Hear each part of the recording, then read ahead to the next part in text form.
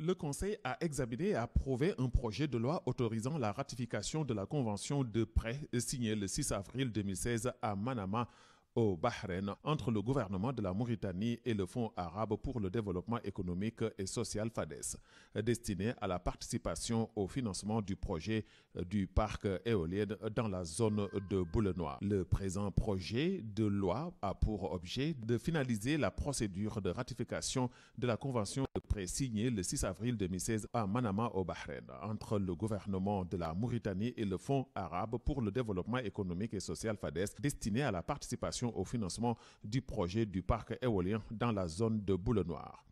Ce financement porte sur un prêt d'un montant de 35 millions de dinars koweïtiens, soit l'équivalent de 37 milliards d'ouguiya, remboursables sur une période de 26 ans, dont 7 ans de différé, avec un taux d'intérêt de 2% par an sur les montants du prêt décaissé et non remboursé. Le Conseil a également examiné et adopté les projets de décret suivants.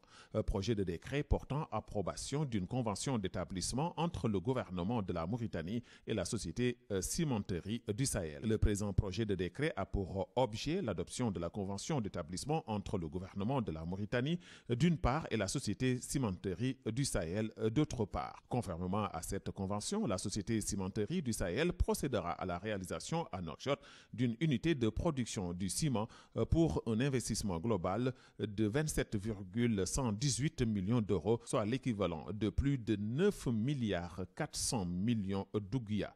Ce projet industriel devra créer 300 emplois nouveaux, dont 78 emplois permanents et 222 emplois indirects. Un projet de décret portant nomination des représentants de l'État au sein du conseil d'administration de la compagnie mauritanienne de sucre et dérives. Projet de décret portant nomination du président du conseil d'administration de la Société nationale de l'eau. Le ministre des Affaires étrangères et de la coopération a présenté une communication relative à la situation internationale.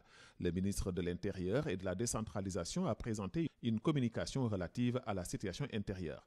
Le ministre de l'Économie et des Finances a présenté les deux communications suivantes. Communication relative au programme des tricycles. Cette communication fait l'état des lieux de la mise en œuvre du programme et propose un train de mesures tendant à corriger les dysfonctionnements observés notamment au niveau du suivi des engagements des bénéficiaires et des parties prenantes du programme. Dans ce cadre, un accent particulier devra être mis sur la transparence dans la gestion des différentes composantes du programme, l'amélioration de ses retombées sur les populations cibles et la mise en place des conditions nécessaires qui garantissent sa durabilité. Communication relative au tableau des opérations financières de l'État pour le premier trimestre de l'année 2016.